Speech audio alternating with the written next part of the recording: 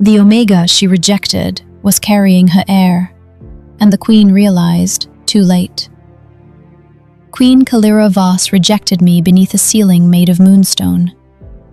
Not in private, not with trembling hands, not with a voice broken by regret. She rejected me before the entire Thorn Court, while I stood in a silver-blue gown she had chosen for me herself, carrying her child beneath my heart. The court applauded. That was the sound I remembered most. Not her words, not at first. Pain is strange like that. It does not always arrive as a blade. Sometimes it arrives as noise. 1,000 jeweled hands clapping together. 1,000 noblewomen smiling because the Queen had chosen duty over scandal. 1,000 wolves baring their teeth politely because power had survived another dangerous thing called love. My name was Elowen Maris. I was 23 years old, Omega by birth, healer by training, orphan by history, fool by choice. And for 11 months, 2 weeks, and 5 days, I had believed Queen Caelira Voss loved me. She loved me in the hidden places. That was the cruelest part. She loved me where no one could see. In the East greenhouse, where moon lilies opened only after midnight, and her black gloves always came off before she touched my face. In the old map room, where she planned border defenses with one hand on my waist and her crown abandoned on the table beside cold tea. In the winter chapel, where she once knelt before me during a storm, pressed her forehead to my stomach long before there was anything inside it, and whispered, "If the gods ever let me build a world, I will build one where no Omega has to hide." I believed her. I believed the Queen of the Thornlands, the most feared alpha in the Northern Territories, the woman who could silence armies with one raised hand. I believed the woman who held me in secret. That was my mistake. The Thorn Court glittered that night as if cruelty had dressed itself for celebration. 700 guests stood beneath the moonstone ceiling. Silver banners fell from the high balconies. Wolf-shaped lanterns burned with pale blue flame. Noble alphas wore velvet and steel. Betas whispered behind crystal cups. Omegas of powerful houses stood beside their families like ornaments with pulses. And I stood near the healer's dais in the gown Caelira had sent to my room that morning. A note had come with it. "Wear this tonight." No signature. She never signed notes to me. She did not need to. The dress was soft, elegant, dangerous in how beautiful it made me feel. Pale blue silk hugged my waist. Silver thread curved over my stomach in the shape of thorn vines. Tiny pearls lined the sleeves. When I put it on, I had pressed one hand to my belly and laughed softly at my reflection. "Your other mother has expensive taste," I whispered. The child inside me was too small to answer. I had only known for one day. One impossible, terrifying, luminous day. The pregnancy test had still been wrapped in a white linen cloth inside my evening pouch. 2 dark lines, clear, unmistakable. I had taken it in the infirmary at dawn, after 3 mornings of nausea, and 1 embarrassing fainting spell near the herb shelves. Mistress Halvina, the senior healer, had looked at me with sharp gray eyes, then handed me the test without speaking. When the lines appeared, the world went silent. I remember sitting on the cold stone floor with my back against a cabinet of fever tonics, one hand over my mouth, the other on my stomach. Caelira's child. Our child. Royal Alpha blood and Omega healer blood. A life no council had approved. A life no treaty had negotiated. A life made in tenderness, in secrecy, in the one place the throne had not reached. I had imagined telling her after the moon oath ceremony. I had imagined her silver-black eyes widening. I had imagined her laughing once in disbelief, that rare, soft laugh she only allowed herself when the doors were locked. I had imagined her hands, usually so controlled, shaking as they touched my belly. I had imagined her saying my name like a vow. Elowen. Instead, the High Matriarch called my name before the court. Her Majesty will now address the rumors concerning Omega Elowen Maris. Every head turned. My fingers tightened around my pouch. Across the hall, Caelira stood on the raised black dais beneath the thorn crown banner. She wore a long coat of white military silk with silver armor at her shoulders. Her dark hair was braided back from her face. The crown rested on her head like ice turned into law. Beside her stood Duchess Seraphaine Lorne. Seraphaine was everything the Thorn Court respected. Ancient alpha blood, mountain estates, private armies. A face beautiful enough to hide 1,000 knives. She wore crimson velvet that night, so deep it looked almost black when she moved. Rubies glittered at her throat. Her pale blonde hair fell over one shoulder in perfect waves. She smiled at me before Caelira spoke. That smile was my first warning. Caelira's gaze found mine. For 1 second, everything else disappeared. The court, the banners, the moonstone, the poison dressed as ceremony. It was only her and me. I searched her eyes for the woman from the greenhouse, the woman who kissed my wrists after nightmares, the woman who once held my hand beneath a council table while old laws were debated above us, the woman who said, "I am tired of surviving by becoming cruel." I found her, for one heartbeat. Then she vanished. The Queen looked at me. The Queen spoke. "There is no chosen Omega." The court went silent. My hand froze on my pouch. The High Matriarch lifted her chin. "Your Majesty, shall the court understand that the rumors are false?" Caelira did not look away from me. "There is no bond claim, no private vow, no royal attachment." The words did not enter me all at once. They circled first, like wolves testing a wounded animal. No bond claim, no private vow, no royal attachment. My throat tightened. Somewhere near the western pillars, someone gasped. Someone else whispered, "Poor thing." Then Caelira said the sentence that finished me. "Any assumption otherwise is a misunderstanding." A misunderstanding. That was what she called the night she cried into my lap after executing her cousin for treason. That was what she called the morning she tied my healer's apron herself because my hands were shaking from exhaustion. That was what she called the winter chapel, the moon lilies, the letters hidden beneath loose stones, the bite mark she never placed because she wanted me free until the world was ready. That was what she called the child inside me. A misunderstanding. The applause began with the High Matriarch. One slow clap, then another. Then Duchess Seraphaine joined, smiling as if she had just watched a rival fall down a staircase. Then the court followed. The sound filled the hall. I felt it in my bones. Caelira still looked at me. That was the worst part. If she had looked away, I might have believed she was ashamed. If she had flinched, I might have believed she had been forced. But she watched me with perfect control, perfect discipline, perfect ruin. I had seen that face before, on battle mornings, during executions, when enemies begged. She had turned the Queen's face on me. So I gave her the Omegas back. I turned. The movement shocked the court more than tears would have. An Omega dismissed by the Queen was expected to collapse, plead, apologize for embarrassing the crown with her existence. I did none of those things. I walked toward the doors. My legs trembled, but I walked. Every step felt like crossing ice over deep water. Whispers rose behind me. Is she leaving? How bold! How humiliating! Did she truly think the Queen would claim her? After all that? The grand doors opened before I reached them. 2 young attendants moved aside with terrified faces. I stepped into the outer corridor. The doors closed. The applause became muffled. Then I broke. Not dramatically. No scream. No fall.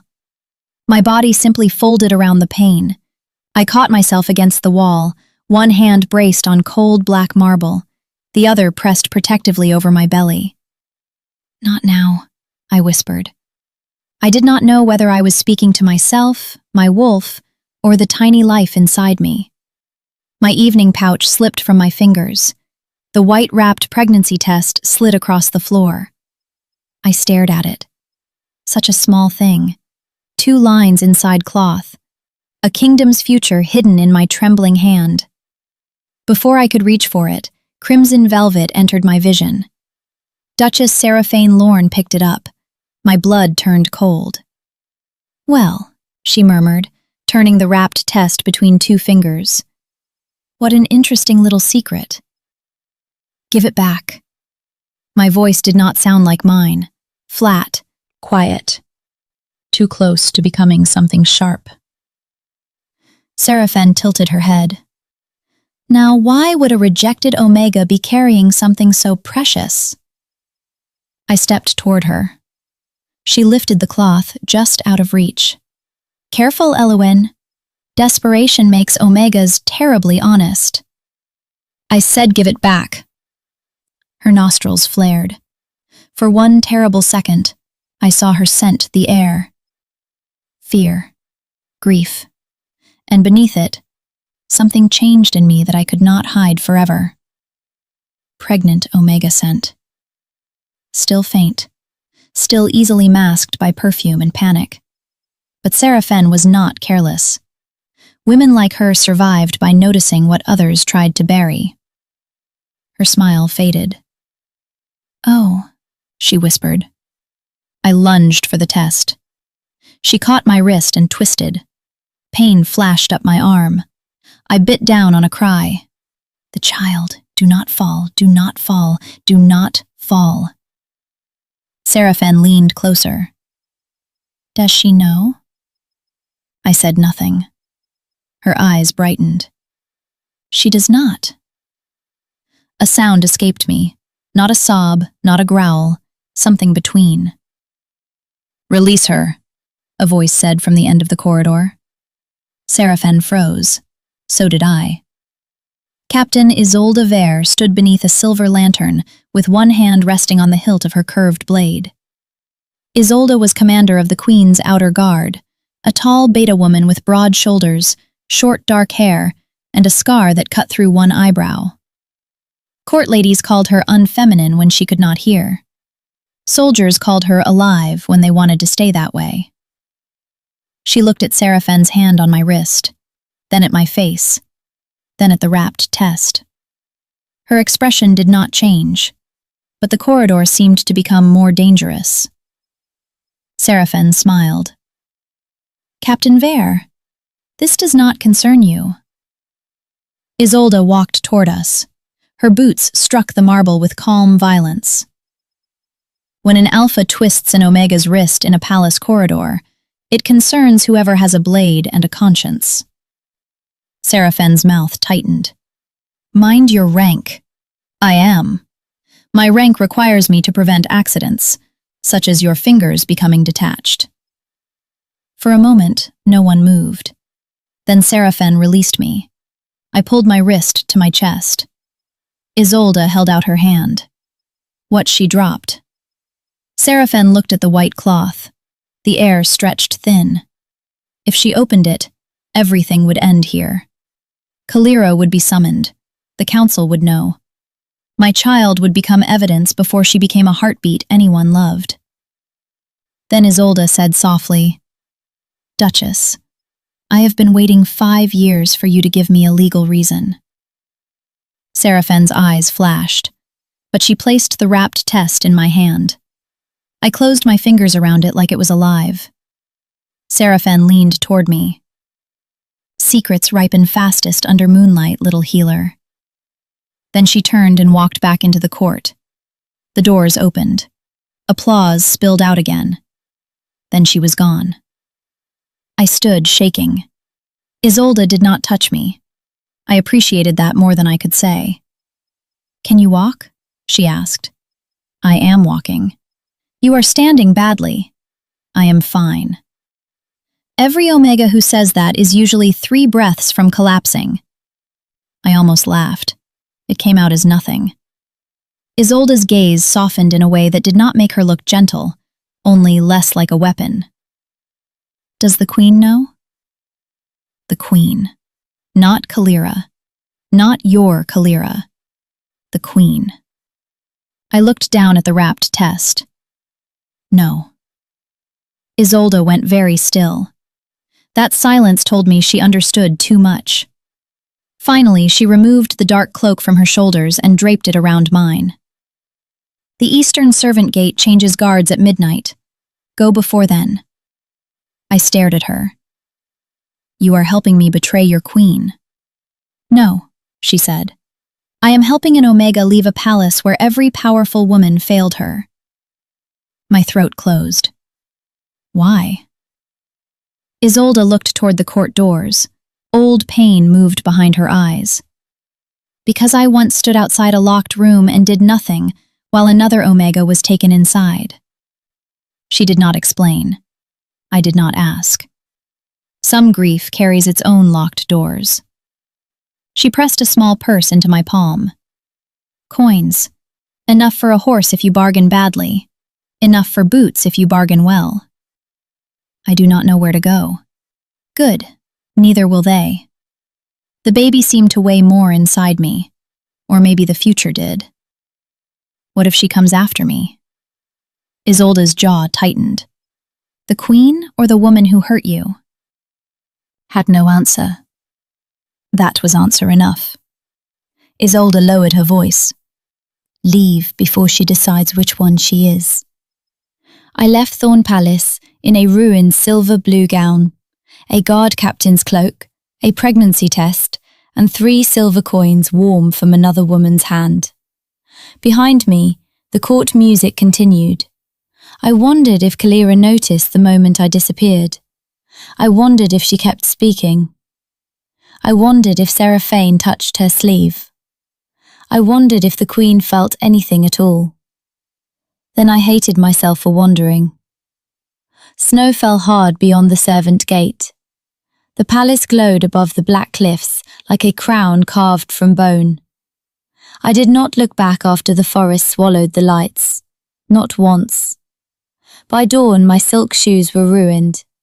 By the second night, feverish cold had settled in my hands. By the third morning, I sold 1 pearl sleeve clasp in a village market for less than half its worth. The woman at the stall examined it with narrowed eyes. Palace work. I said nothing. Stolen? Given. Regretted? I looked at the clasp. Yes. She gave me 4 coins. It was worth 20. I took them. Pride is expensive. Survival is practical. With the money, I bought boots, bread, a wool dress, and a bottle of scent-masking oil that smelled like bitter herbs and smoke. In the back room of a tea shop, I changed out of the gown.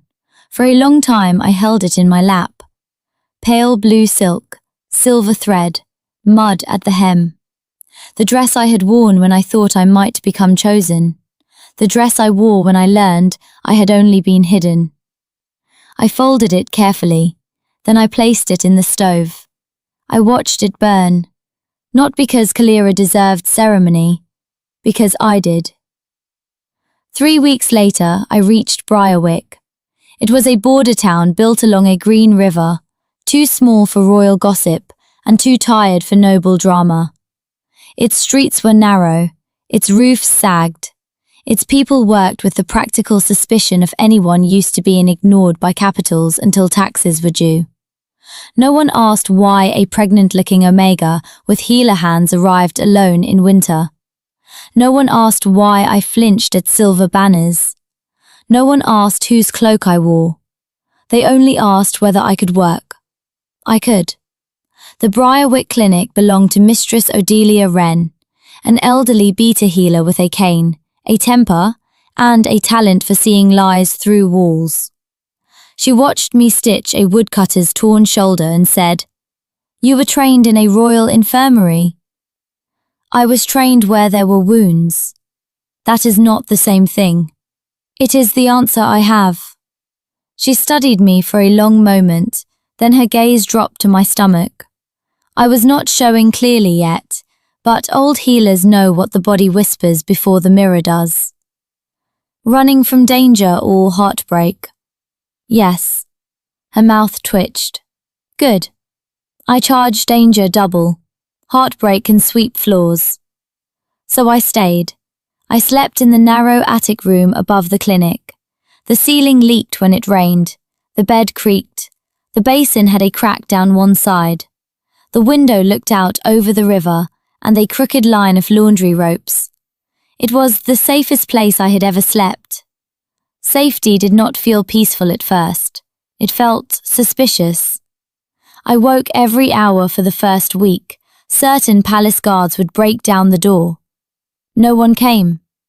Instead, there were fevers, burns, broken fingers, coughing children, old women with swollen joints, hunters with wolf bites who claimed they had tripped, farm girls too proud to admit infection until Odelia threatened to cut off their boots and dignity together.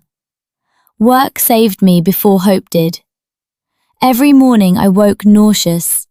Every morning I vomited into the cracked basin. Every morning I washed my face, tied back my hair, rubbed scent masking oil along my neck, and went downstairs. Patients called me Miss Maris, then Elowen, then gradually Lowen. I let them. Lowen belonged to the clinic. Elowen belonged to a queen who had denied her. The baby grew quietly. At first, only Odelia knew. Then a midwife named Tamsin guessed after I fainted while carrying a basket of clean linen. Tamsin was round-faced, bright-eyed and terrifyingly direct. She caught me before I hit the floor, carried me upstairs as if I weighed nothing, and announced, "Either you are pregnant or haunted." "Both," I whispered. She brought ginger tea and 3 lectures. Odelia brought broth and 2 more. Between them, I survived the first trimester. Survival is not healing. I learned that slowly. Survival was eating because the child needed food. Survival was sleeping because fainting in front of patients was inconvenient. Survival was smiling when townsfolk thanked me. Survival was not saying Caelira's name when my hand drifted to my stomach at night. Healing came in smaller, sharper moments. The first morning I realized I had not dreamed of the Moon Court. The first time the baby fluttered beneath my hand, barely more than a secret. The first time I laughed at something Tamsin said and did not feel guilty afterward. The first time I looked in the mirror and did not see the rejected Omega beneath the moonstone ceiling. I saw a woman with tired eyes, a woman with steady hands, a woman carrying life despite betrayal. At 4 months, I began speaking to my child every night. Not long speeches, little things. The river froze at the edges today. Odelia yelled at a tax clerk until he apologized to a chair. Tamsin says if you kick during herb inventory, it means you will be dramatic. You come from royal blood, but you are mine before you are anyone's legacy. I never said Caelira's name. Names have power when grief is still listening. But the child seemed to know.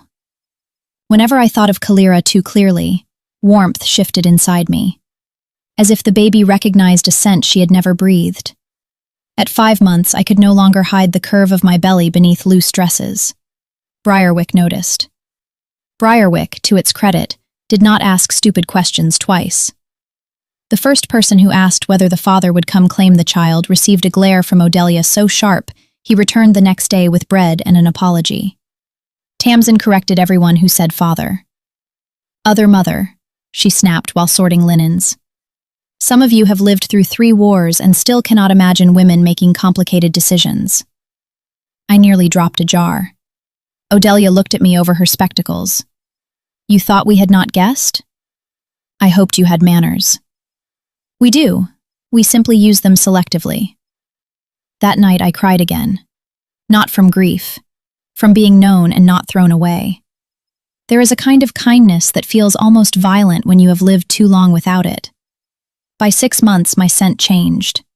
Pregnant omega scent is difficult to hide. Warm, sweet, milk-soft, threaded with whatever alpha blood helped make the child. Royal alpha blood made it brighter, sharper, impossible in certain moments to mask completely. Odelia brewed stronger oils. Tamsin sewed scent-dampening sachets into my dresses. I wore them daily. "You must be careful," Odelia said one evening while grinding black leaf. "I am careful. You are working 12-hour days while carrying a politically dangerous child.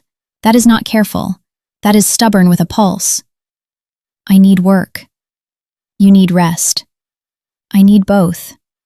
You need to stop arguing with healers old enough to have buried their patients." I smiled despite myself. For a while, I almost believed we would be safe. Then Thorn Court found me. Not Caelira first, not soldiers. Seraphaine. She came during a rainstorm. The clinic was full that afternoon. Fever season had crawled through Briarwick like a hungry animal. Children coughed beneath blankets. The stove smoked. Rain beat the windows. The whole place smelled of willow bark, wet wool, and exhaustion. I was in the storage room counting tinctures when the front door opened. The clinic went silent. Not ordinary silence. Pack silence. The kind that happens when prey recognizes a predator before thought catches up. I stepped into the hall. Duchess Seraphaine Lorne stood beside the reception desk, rain glittering on her crimson cloak. 2 female guards waited behind her. Her eyes found me immediately. Then my stomach. Satisfaction bloomed across her face. "There you are," she said. My hand went to my belly before I could stop it. Her smile sharpened. "Oh, Elowen, you truly should have buried your secrets deeper." Odelia stepped between us with surprising speed for a woman who complained daily about her hip. "This is a clinic." Seraphaine looked at her like one might look at a cracked cup. "And I am here for a patient." "No, you are here for drama. Take it outside and drown in it." One of Seraphaine's guards stepped forward. Tamsin appeared behind the counter, holding a tray of surgical tools. The guard reconsidered. Seraphaine ignored them. "Queen Caelira has been looking for you." The name hit me like a hand around the throat. I said nothing. Seraphaine tilted her head. "Or perhaps I should say, she has been looking for what you carry." Cold slid down my spine. "What does that mean?" "It means the Thornlands require stability. A queen cannot mourn a hidden omega forever." Odelia snorted. "A queen who rejects pregnant women in public has bigger problems than mourning." Seraphaine's eyes flashed. So she knew the timing, or suspected enough. She took a step closer. "Come back quietly, Elowen. Present the child properly. The council will be generous if you cooperate." I laughed. I could not help it. The sound was ugly. "Generous?" "You have no protection here." I looked around the clinic, at Odelia with her cane, at Tamsin with her tray, at the fever mother pulling her child closer, at old Mira from the bakery reaching for the iron poker near the stove. Then I looked back at Seraphaine. "I have more than I had beneath your chandeliers." Her face hardened. "You think these border women can stand against Thorn Court?" Odelia tapped her cane against the floor once. "I think you are standing in my clinic with wet boots, poor manners, and a deeply punchable face." A cough from the corner sounded suspiciously like laughter. Seraphaine's scent sharpened. Alpha anger. Every omega in the room felt it. My knees weakened, but I did not step back. Not this time. "Tell Caelira," I said, and my voice shook only a little. "But if she wants to speak to me, she can come herself." Seraphaine smiled. There was something too pleased in it. "Ah, so you still hope." The words cut deeper than I wanted. Before I could answer, she reached into her cloak and removed a sealed document. Black wax, silver thorn crest, the royal mark. My breath caught. What is that? What hope becomes when queens remember duty? She handed it out. I did not take it. Odelia did. She broke the seal and read silently. Her face went very still. What? I asked. Odelia did not answer quickly enough. I took the paper from her. The words blurred, then sharpened. A formal announcement. The Thorn Council recognized negotiations toward a strategic union between Queen Caelira Voss and Duchess Seraphaine Lorne. Not a bond. Not yet. But public enough. Political enough. Cruel enough. My heart did not break like it had in the Moon Court. That had been a shattering. This was a crack through something already damaged. Seraphaine watched my face like she was drinking from it. She looked beautiful when the announcement was drafted, she said. Cold, of course. But beauty survives cold. My fingers crushed the paper. For one terrible moment, I was back beneath the moonstone ceiling, hearing applause. Then the baby kicked. Strong. Furious. As if objecting to my despair. I breathed in, then out. For myself. For my child. For the woman I had become in this clinic. Leave, I said. Seraphaine's eyes narrowed.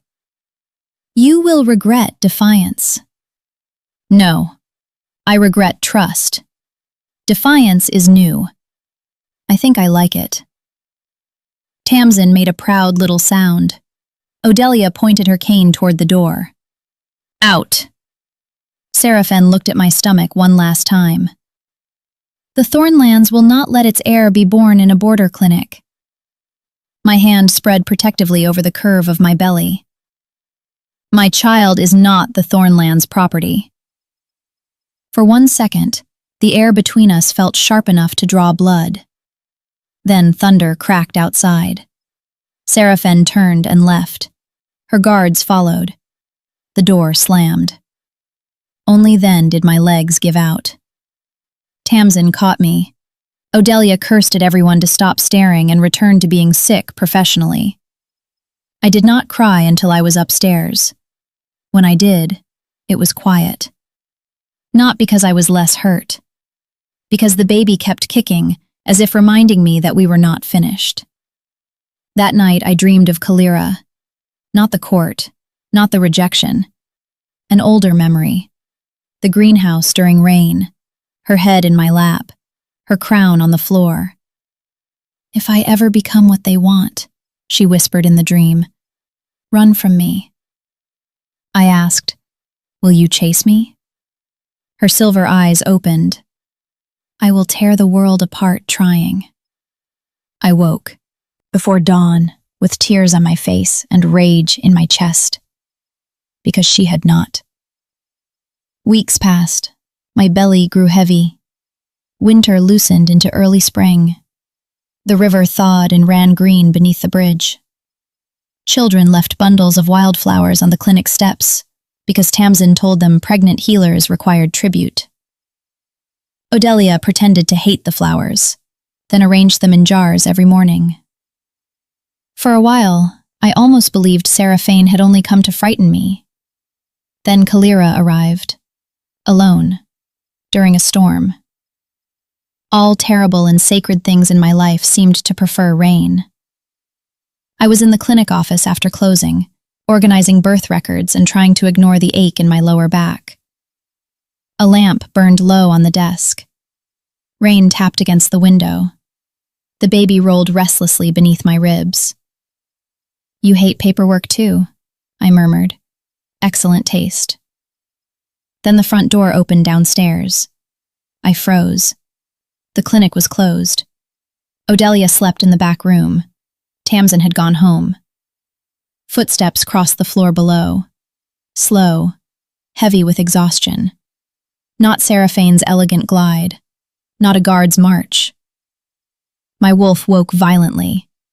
Recognition hit me so hard I gripped the desk. Alpha. Not just any alpha.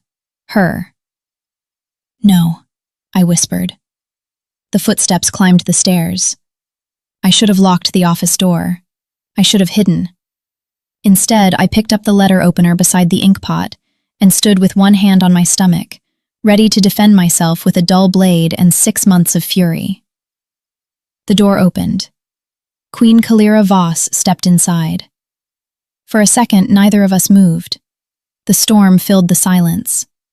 She looked nothing like the untouchable queen from the Moon Court. Her black traveling coat was soaked through. Her hair had come loose from its braid. Shadows bruised the skin beneath her eyes. A healing cut marked one cheekbone. Mud stained her boots.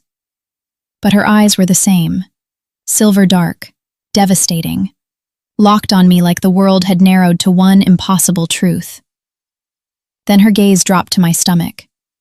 The room changed. I saw the moment she understood. Not suspicion, not calculation. Understanding struck her so hard one hand flew to the doorframe, as if the floor had vanished beneath her. Elowen, she whispered. My name in her mouth nearly undid me. I hated that. I hated that my body, traitorous and grieving, still softened at the sound. Get out, I said. Caelira flinched. Good. I can explain. I laughed once, sharp enough to surprise us both. That is bold of you. Her throat worked. I deserve that. You deserve worse. I know. No, I said, stepping back when she moved forward. You do not know. You do not get to arrive soaked and wounded and tragic after months of silence and say you know. Her eyes filled with pain. I refused to care. I cared. Of course I cared. That was the worst part. If love died the moment someone betrayed you, heartbreak would be merciful. But love lingers like scent in fabric. It hides in muscle memory. It waits until the woman who ruined you says your name, and suddenly every healed place aches again. Caelira took another step. I lifted the letter opener. Her gaze flicked to it. She stopped immediately. Not because she feared it, because I held it. Because I needed distance. At least she understood that much.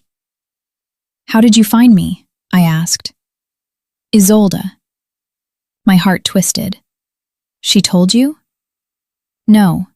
She lied to me for months. I blinked. Caelira's mouth moved faintly, not quite humor. She is very good at it. Then how? Seraphaine returned from Briarwick smelling of your fear. My hand tightened around the letter opener. She told you. She told the council. Fear moved through me, immediate and primal. My hand went to my stomach. Caelira saw. Her entire body went still. She will use this, she said. They all will. My child is not a this. Pain flashed across her face. No, she is not. She. The word hovered. I hated that it sounded right. How do you know? I asked. I do not. Her gaze dropped again, then lifted quickly, as if forcing herself not to claim even with her eyes. I only felt... The baby shifted beneath my hand, as if responding. I looked away. Why are you here? Because Seraphaine knows. Because the council knows enough. Because if they prove the pregnancy before the blood Moon Tribunal, they can petition for protective custody under royal succession statutes. Protective custody. Old law language. Pretty words over locked doors. Omegas had disappeared into protective custody for generations. For their safety. For the unborn child. For stability. Always stability. Always the same cage with cleaner sheets. My stomach turned. You came to take me back. I came to take you somewhere safe. I laughed again, but this time it nearly broke. Thorn Palace is not safe. I know. Your court is not safe. I know. Your council is not safe. I know. Your hands were not safe. Her face crumpled for half a second. Then she bowed her head. My hands were not safe. The admission landed harder than denial would have. I hated the tears that rose. Do not do that. Do what? Sound sorry like it fixes anything. It fixes nothing. Then why say it? Because it is true. Thunder rolled outside. The baby kicked hard. I winced before I could hide it. Caelira's eyes sharpened. What happened? Nothing. Elowen. Do not use that voice. What voice? The one that still thinks my body reports to you. She went pale, then stepped back immediately. I am sorry. I lowered the letter opener slightly. My hand trembled. Caelira saw it. She slowly removed her gloves and placed them on the side table. A memory. A peace offering. In the greenhouse, her gloves always came off before she touched me. Now she took them off and did not reach. Somehow that hurt more. How far along? She asked. I should not have answered. I knew that. But the question was not queen to subject. It was mother to mother, though she had no right to the word yet. 6 months. Almost 7. Caelira closed her eyes. Her breath shook. 6 months of absence crossed her face like a sentence. You were sick alone. I had Odelia. You were afraid. I had myself. You should not have had to. No, I said. I should not have. She opened her eyes. They were wet. Queen Caelira Voss, the woman who once made 3 rebel generals kneel without drawing a blade, stood in a border clinic office and looked as if she did not know how to survive the sight of my stomach. Is the child healthy? She asked. Yes. Relief hit her so visibly I had to look away. The part of me that still loved her wanted to comfort her. The part of me that had learned better held still. Good, she whispered. Good. Do not cry. A broken little sound left her. I am trying not to. I mean it. Do not come here and make me responsible for your grief. That silenced her. The words entered. She nodded once. You are right. I know. A faint, devastated softness crossed her face. You always did. Too familiar. Too close to the old rhythm. I stepped back. No. Her expression closed carefully. What? You do not get to speak to me like we are still in the greenhouse. The word hurt both of us. I saw it. She swallowed. You are right. Stop saying that. I do not know what else to say. Say why. Her eyes lifted. Why? Yes. Why did you reject me? The storm seemed to hold its breath. For months I had imagined asking. In dreams I screamed.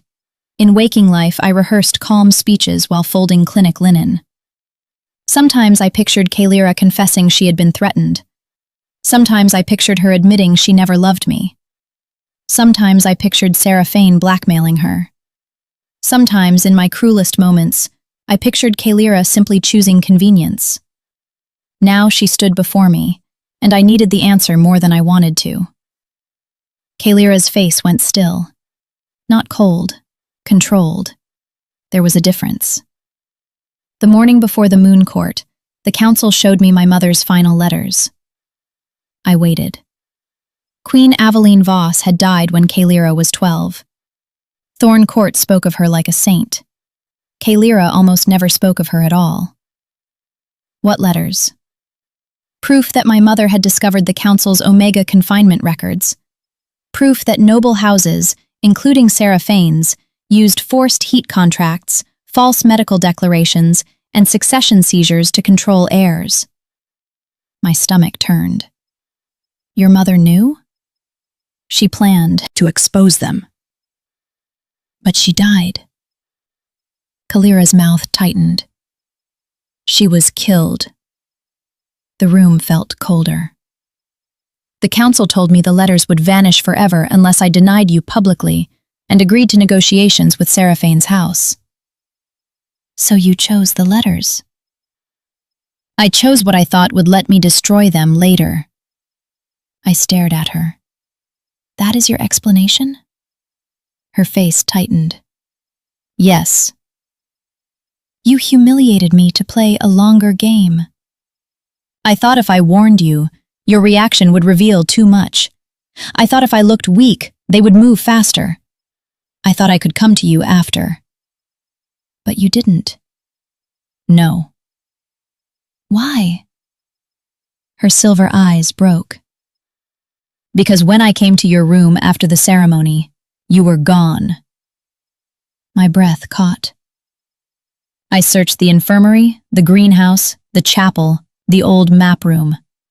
I searched every place you had ever let me find you.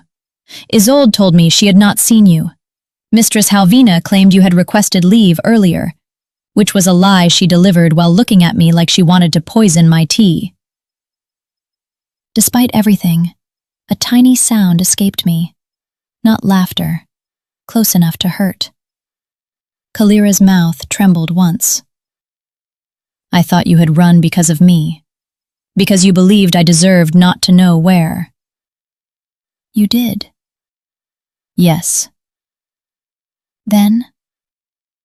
Seraphaine began watching every search order I made, every messenger, every road. If I searched too loudly, she would find you before I did. So you stopped. I searched quietly. Not well enough. She bowed her head. No. Silence stretched. I wanted the explanation to make the pain smaller. It did not. That was the cruel truth. Reasons are not healing. Sometimes they are only knives with names carved into the handles.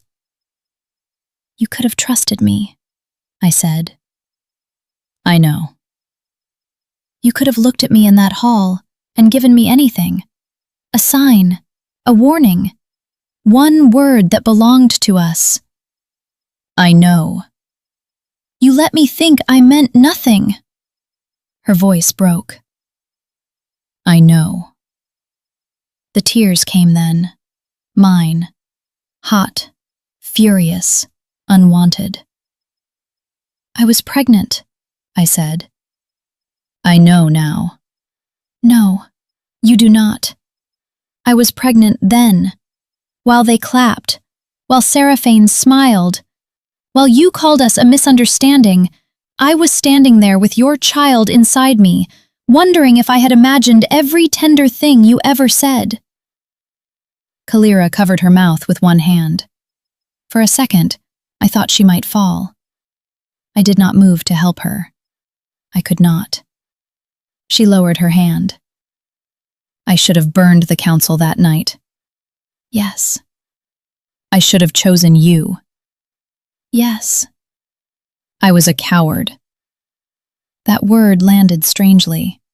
Caelira Voss was many things.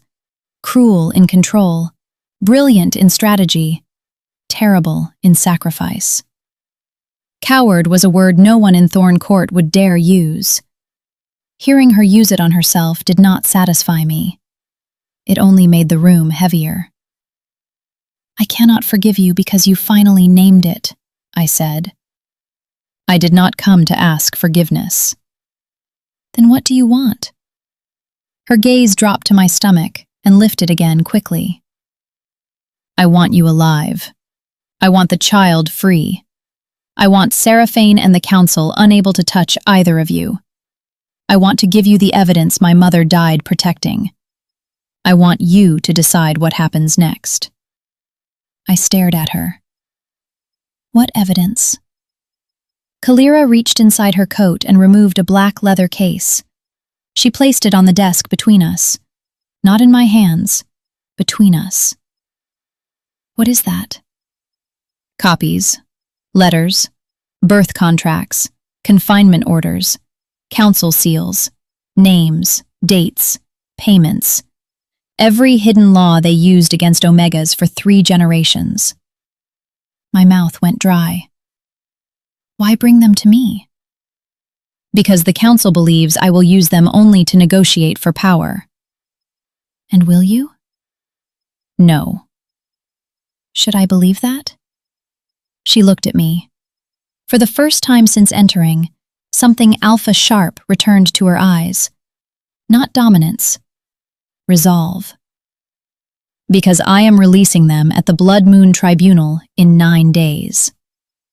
My heart stopped. The Blood Moon Tribunal was not a court gala. It was older, bigger. A neutral gathering of 7 packs, border judges, healer houses, oath scribes, and witnesses from territories even Thorn Court could not silence. No council could bury a charge made there. No queen could retract sworn testimony without blood penalty.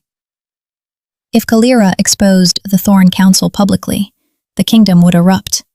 If she failed, Seraphaine would own the narrative, and my child would become the perfect excuse for custody. "Why tell me?" I asked.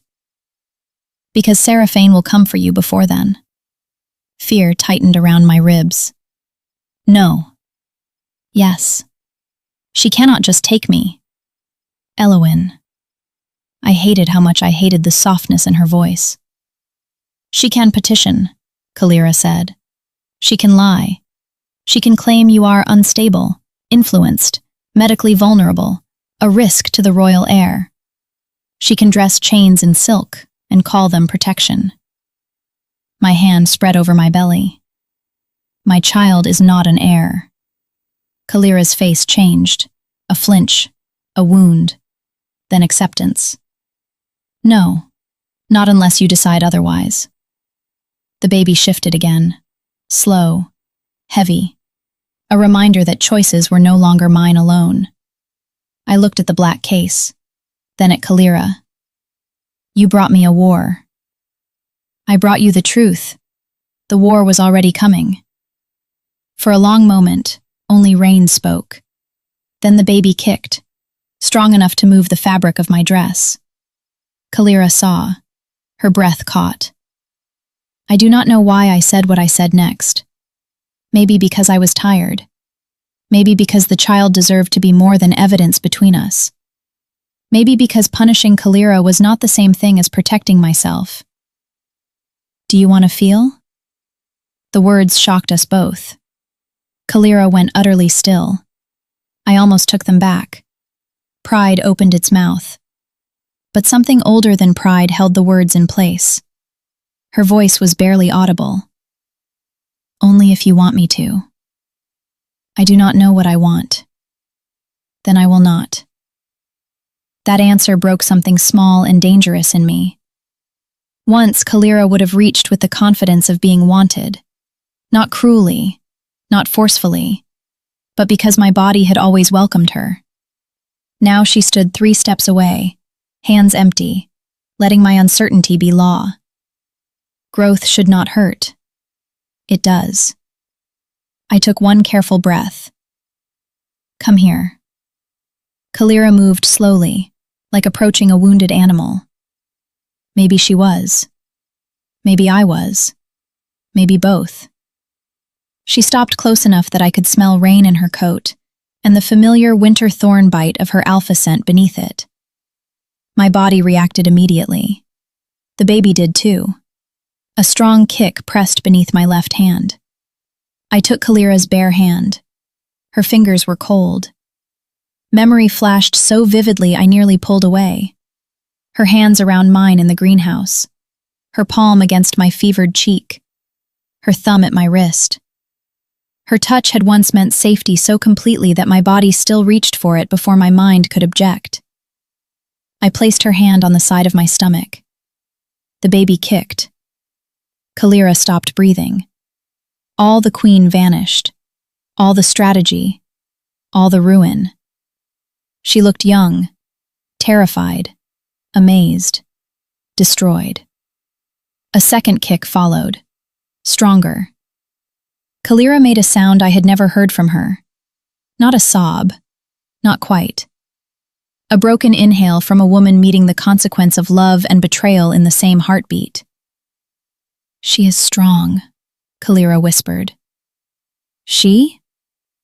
I do not know. I only..." Her eyes flicked to mine. "I only felt." I looked down. My throat tightened. "I think she is too." Caelira's hand trembled against my belly. The baby pressed again as if recognizing something ancient in her blood. Caelira closed her eyes. A tear slipped down her cheek. This time I did not tell her not to cry. But I did not comfort her either. After a moment, I stepped back. Her hand fell away. The absence felt too loud. "I am not coming back to Thorn Palace," I said. She wiped her face quickly and nodded. "I know." "You are not taking the baby." Horror sharpened her expression. "Never. If the council tries, I will run again." "I know." "If you betray me again, I will not give you another conversation." Her silver eyes met mine. "I know. And if you want to be part of her life, you earn that from the beginning. Not as queen, not as Voss blood, as Caelira." Her face crumpled slightly around her own name. "As Caelira," she said. Downstairs, floorboards creaked. Odelia's cane struck once. Then her voice rose through the ceiling. "If the soaked disaster upstairs is the queen, tell her she is dripping on my clinic floor." Caelira blinked. For one absurd second, I almost laughed. Almost. The sound came out half-broken. Caelira stared at me as if that tiny almost laugh were more precious than forgiveness. It was not. But it was something. The next 9 days were not romantic. Stories lie about reunions. They make them rain-soaked and beautiful, full of kisses and immediate healing. Truth is uglier. Caelira slept in a chair downstairs because Odelia refused to give a queen the spare bed on moral grounds. Isolde arrived 2 days later with 4 loyal guards, all women I recognized from Thorn Palace, but had never spoken to. She entered the clinic, looked at Caelira, looked at me, looked at my stomach and said, "This is worse than expected." Tamsin handed her tea. Isolde accepted it like a battlefield report. Caelira and I argued every day, quietly at first, then not quietly. We argued about guards, about travel routes, about whether I would attend the tribunal. Caelira said no. I said she had lost the right to decide what rooms I stood in. She said the danger was real. I said so was my anger. She said Seraphaine would target me. I said Seraphaine already had. Odelia listened from the doorway while peeling apples with a knife too large for fruit. Finally, she said, "Either of you raises your voice near a pregnant Omega again. I will sedate both Alpha and Queen and enjoy the peace." Caelira looked offended. Isolde looked interested. "Does dosage vary by arrogance?" she asked. For the first time in months, I felt something like family around me. Not blood, not pack. Something chosen and sharp and imperfect. Caelira noticed. I saw the grief in her eyes when Tamsin tucked a blanket around my shoulders without asking permission. When Odelia scolded me into eating more stew. When Isolde stood outside the clinic door all night in the rain, without once calling it sacrifice. Caelira was seeing what I had built without her. Good. She needed to see it. Need is not cruelty when the truth has been avoided too long. On the 5th night, I found Caelira in the clinic's back garden. The rain had stopped. Clouds moved slowly across the moon. She stood near the herb beds, reading one of her mother's copied letters by lantern light. Her face was carved with pain. I should have gone back inside. Instead, I said, "What did she write?" Caelira did not startle. She always knew when I approached, even now. She wrote about the North Tower. My stomach tightened. Thorn Palace has a North Tower. Had, Caelira said. It was sealed before I was born. What happened there? Caelira closed the letter. Pregnant Omegas were kept there when their children carried disputed alpha blood. The council called it preservation. I felt sick. Caelira looked toward the dark clinic windows. My mother tried to dismantle the law. They killed her. You were a child. Yes. They trained you after that. Yes. To fear softness. Yes. To choose strategy before love. Her eyes closed. Yes. I stood beside her, leaving space between us. The herb bed smelled like wet mint and moonroot. Caelira's scent was quiet, contained by discipline. I understand why you became what you became, I said. Her eyes opened. The hope in them hurt to see. Then I finished. But I was still the one you cut. Hope became grief. She nodded. I know. This time I did not hate the words. Maybe because she did not say them to end the conversation. She said them like she would keep knowing it for as long as I needed. Good. Let her. I did love you, she said quietly. My throat tightened. Do not. I am not asking anything.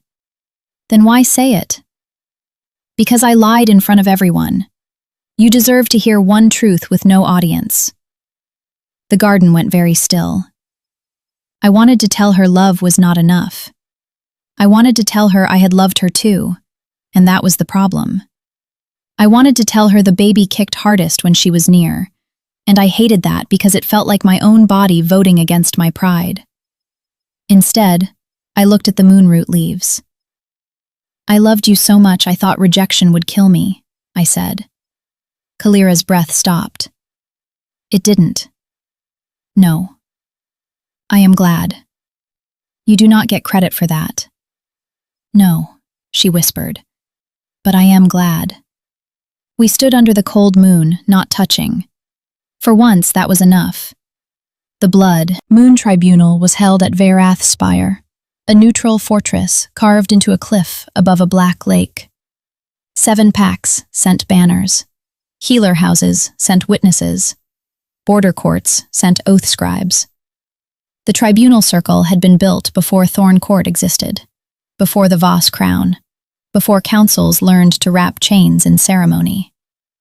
I arrived wearing a dark green dress Odelia had altered for my belly, Isolde's old cloak, and no jewelry.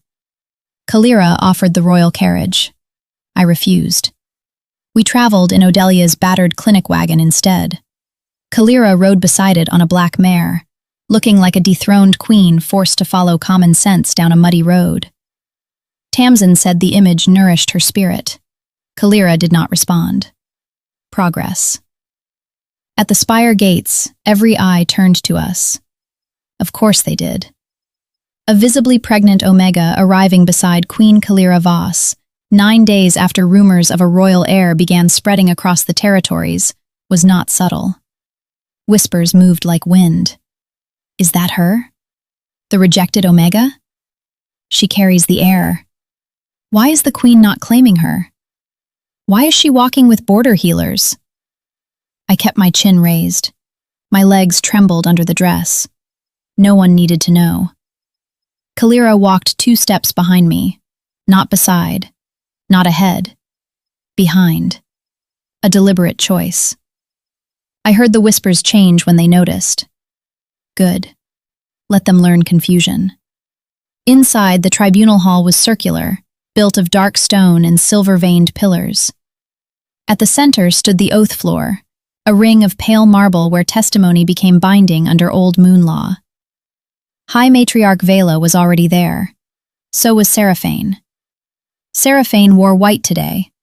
It did not make her look innocent. It made her look like a knife in ceremonial cloth.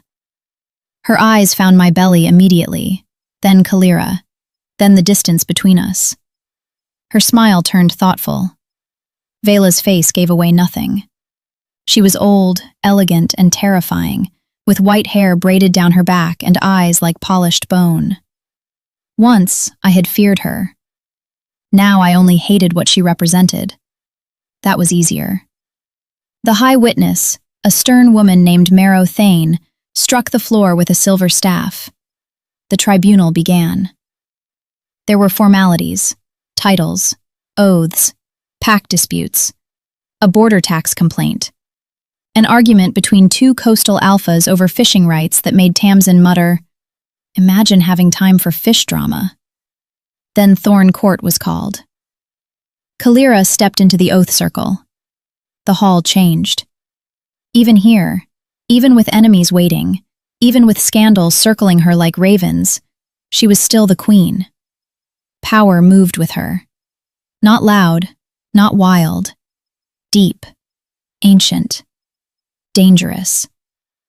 Mine, my wolf whispered. No, I told it. Not now. Maybe not ever. The baby kicked as if offended by my uncertainty.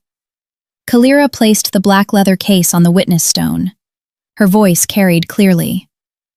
I bring charges against the Thorn Council. The hall erupted. Vela stood. This is not on the docket. High Witness Marrow struck the staff again. It is now. Seraphaine's face sharpened. Caelira opened the case.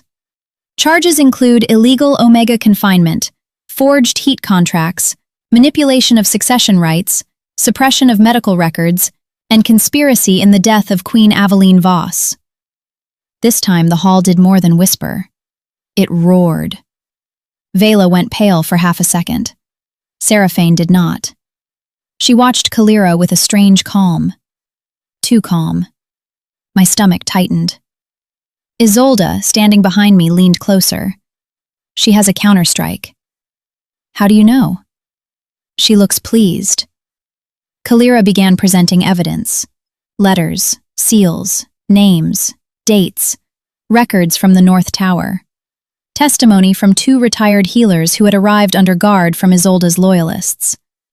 Every word peeled skin from Thorn Court's polished history. Omegas confined during disputed pregnancies, children reassigned to noble houses, mothers declared unstable, bonds dissolved by false testimony. I listened with one hand over my belly and rage building so hot it burned away fear. This was bigger than me. That did not make my pain smaller. It made my survival part of something monstrous and old. Then Seraphaine stepped forward.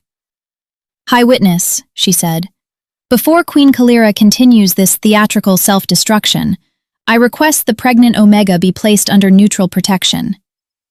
The hall went quiet. Caelira turned slowly. Her eyes became silver fire. No. Seraphaine smiled. You do not speak for her. You made that clear at your own moon court. The words hit the room perfectly. Faces turned toward me. Caelira went still. Seraphaine continued. Elowen Maris was publicly denied by the Queen. Now she appears carrying possible Voss blood, surrounded by Caelira's loyalists, while the Queen attempts to overthrow her own council. How convenient. My hands went cold. Seraphaine looked at me sweetly. Is she here of her own will? Or has the Queen reclaimed what she first discarded? Caelira's scent sharpened. Isolde moved one step. I touched her arm. No. Then I walked into the oath circle. Caelira turned toward me. Her face changed instantly. Fear. Not for herself. For me. I ignored it. The floor felt cold beneath my shoes. Every woman in the hall watched. Good. I had been humiliated in public once.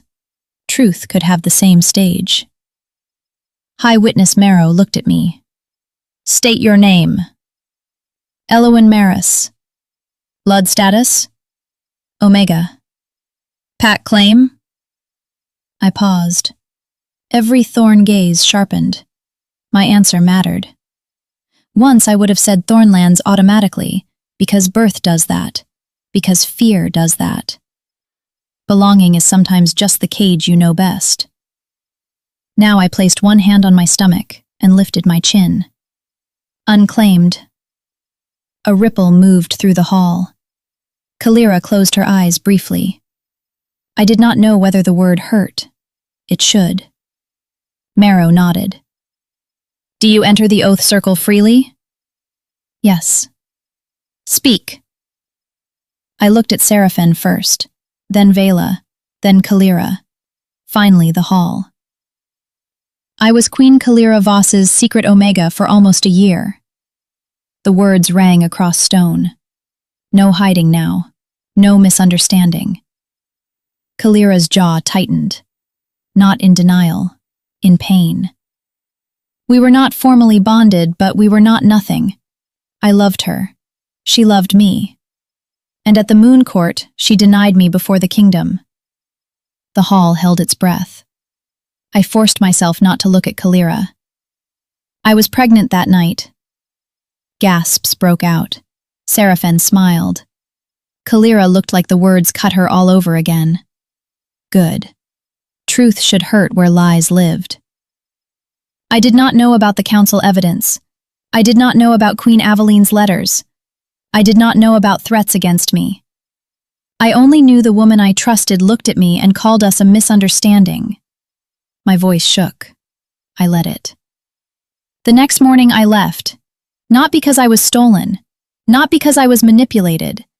Because I was humiliated, heartbroken, and afraid my child would become royal property if anyone knew.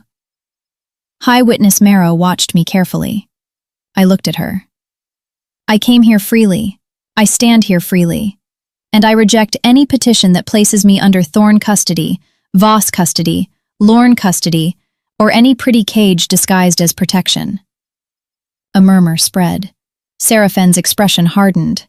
I was not finished. My child is not a political asset.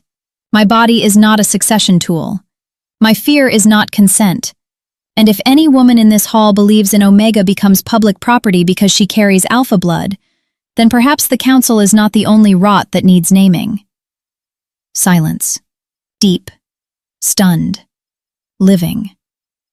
Then Odelia's cane struck the floor once in approval. Tamsin sniffed loudly. Isolde whispered, "Very educational." Caelira stared at me like I had become the moon. Seraphaine recovered first. "How stirring," she said, "but emotion does not answer law." "No," High Witness Marrow said, "but testimony does." Seraphaine's smile faltered. Marrow lifted the silver staff. "Elowen Maris has entered sworn testimony under neutral law. No custody petition can proceed without medical threat, criminal charge, or proven coercion. Do you bring such evidence?" Seraphaine's eyes flashed. "Not yet." "Then sit." The hall reacted quietly, dangerously. Seraphaine did not sit. Instead, she looked at Caelira. "Tell them the rest, Majesty." Caelira's face went still. My stomach tightened. "What rest?" I asked. Seraphaine's smile returned, slow and cruel. "Tell your brave Omega why you truly rejected her." The hall shifted. Caelira did not move. I turned toward her. "Caelira." Her eyes met mine. Pain, shame, fear. A kind of fear I had not seen before. Seraphaine stepped closer to the edge of the oath circle. "She told you about the letters, I assume. About the council threats. Very noble, very tragic. But did she tell you the specific threat that finally made her obey?" My breath thinned. Caelira whispered, "Seraphaine, no. Truth has momentum now. Seraphaine said. Let it run. High Witness Marrow's gaze sharpened. Duchess Lorne, speak plainly or be silent. With pleasure. Then Seraphaine looked at me. The council did not merely threaten evidence. They threatened you. The hall disappeared for a second. All sound narrowed. Me? Caelira's face confirmed it before anyone said more. Seraphaine continued. The morning of the Moon Court, High Matriarch Vela gave Caelira a choice. Deny you publicly and enter negotiations with my house, or watch the council declare you an unlawful heat influence over the Queen. You would have been arrested before midnight. My hand found my belly. Caelira took one step toward me, stopped. Is it true? Her silence was enough. I asked again. Is it true? Yes, she said. The word came out raw. Rage moved through me, but it was confused now, not softer, not gone, tangled with horror. You did not tell me. I thought if you knew, you would try to fight them. I would have. I know. So you chose for me. Yes. The honesty struck harder than any excuse.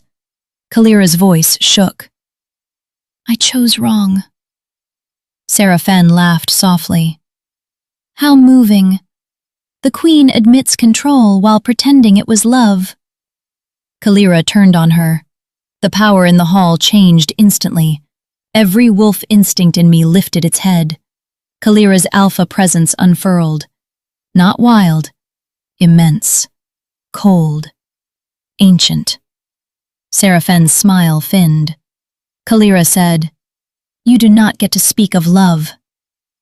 I know more about power. Yes, that is why you keep mistaking it for victory. Seraphaine's eyes darkened. Then she did the thing desperate predators do. She struck where blood was softest. Does Elowen know about the binding clause? Caelira went pale. My stomach dropped. What binding clause? No one answered. The silence was terrible. Vela finally smiled. It was the first expression she had shown since the evidence began. Queen Caelira, Vela said, truth is your chosen weapon. Perhaps you should bleed properly. I looked at Caelira. What clause? Caelira's voice was low. The strategic union contract with Seraphaine. Yes? What about it? Her hands curled at her sides. It included any existing offspring of my bloodline. The words did not make sense at first. Then they did. Cold horror opened beneath me. No. It was unsigned, Caelira said quickly, but prepared. Yes. If you signed it, Seraphaine would have claim. Not full claim. Legal proximity. Legal proximity, I repeated. My voice sounded distant, like someone else's. Caelira looked ill. I would never have signed it.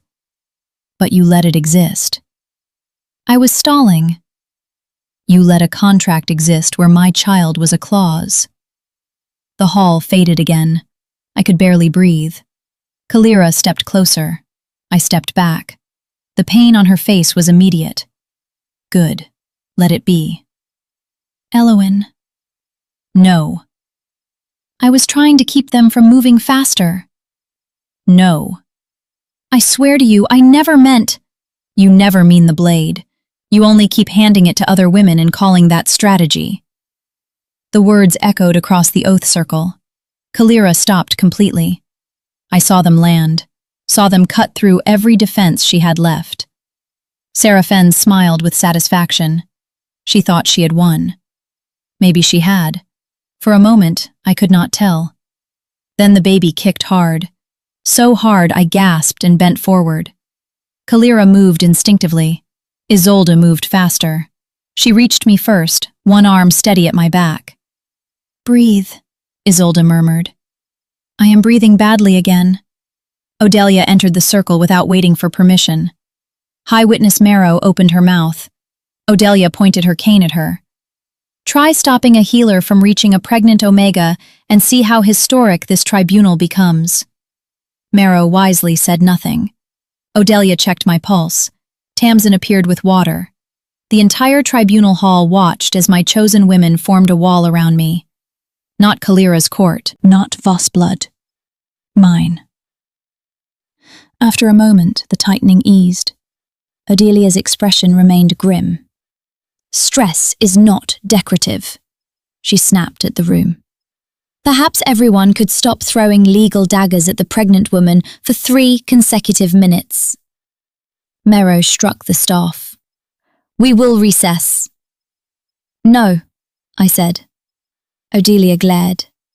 Elowen? No. I straightened slowly with Isolde's support. My legs shook. My voice did not. We finish this. Caelira looked at me with open fear. Please sit. I laughed softly. Now you ask. She flinched. I faced High Witness Marrow. I want the contract entered into record. Vela's smile vanished. Seraphaine's eyes narrowed. Caelira stared. I continued. There is a document naming my child as a clause. I want every witness here to see it. Marrow looked to the scribes. Produce the contract. Vela said, It is a private negotiation draft. Marrow's staff struck hard enough to echo. It concerns an unborn child invoked in sworn proceedings. Produce it. Seraphaine did not move. Isolde smiled. It was not friendly. I can retrieve it. Seraphaine's jaw tightened. A neutral guard approached. After a tense silence, Seraphaine removed a sealed packet from her attendant's case. So she had brought it. Of course she had. A weapon waiting for the right wound. The packet was opened. The contract was read aloud. Every word made me colder. Strategic union. Bloodline preservation. Shared guardianship evaluation. Omega maternal stability assessment. Unborn issue of Queen Caelira Voss. Issue. Not baby. Not child. Issue. By the time the scribe finished, the hall was no longer whispering. It was listening with a different kind of hunger. Not gossip. Judgment. I looked at Caelira. Did you know the wording? Yes. When? The day after the moon court. Another cut. You let me run while this existed. I did not know you were pregnant then. But you knew they were capable of this. Yes. And you still played politics. Caelira's face had gone very still. Not defensive. Destroyed. Yes. I looked away. Something inside me settled.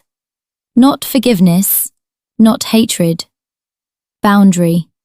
Clean and absolute. I turned to Marrow. I want the contract voided publicly. Marrow nodded. That can be considered. No, I said. I want it voided now. Vela stood. You have no authority to demand. I have the authority of the named maternal party whose unborn child was included without consent. Odelia muttered, Good. I lifted my chin. And I want charges added against every woman who drafted, approved, carried, or intended to enforce it. The hall erupted. Seraphaine's expression finally cracked. Caelira stared at me with something like awe and terror. Marrow raised the staff. Silence. Slowly the hall obeyed. The High Witness looked at the contract, then at me. then at Caelira. Queen Voss, do you support the Omega's petition? Every eye turned to Caelira. This was the moment. Not the moon court, not the clinic, not the greenhouse. Here. She could protect strategy. She could soften the petition. She could ask for time. She could do what she had always done. Calculate the least damaging sacrifice and call it leadership. Caelira stepped into the centre of the oath circle. She faced the hall. Then slowly, she knelt. Gasps broke out. Queens did not kneel in tribunal circles unless surrendering a war claim, begging blood mercy, or taking a vow that could kill them if broken. My heart stopped. Caelira bowed her head. Not to Mero, not to the council. To me. I support Elowen Maris's petition, she said. Her voice carried through the hall. And I add my own oath. I renounce all claim over her body, her movement, and her medical decisions. I renounce any automatic royal, alpha, or bloodline privilege over the child she carries. My breath caught. Caelira continued. If I am permitted a place in that child's life, it will be by Elowen's consent and the child's welfare, not by Voss law, not by council decree, not by blood.